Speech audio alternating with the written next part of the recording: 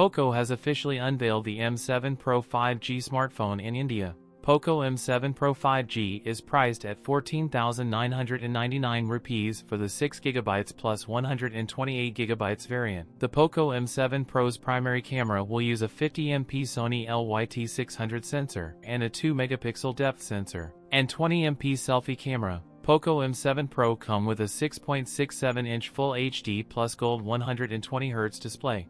The device will have a peak brightness of 2100 nits, have HDR10 Plus support, and will come protected by Corning Gorilla Glass 5 and an in-display fingerprint scanner. The smartphone powered by Dimensity 7025 Ultra SoC paired with up to 8GB of RAM. The phone will run Xiaomi's HyperOS 1.0. Poco M7 Pro is backed by a 5000 mAh battery with support for 45W wired fast charging. That's it for today's video. If you enjoyed it, don't forget to like, comment, and subscribe for more content. Thanks for watching, and I'll see you in the next one.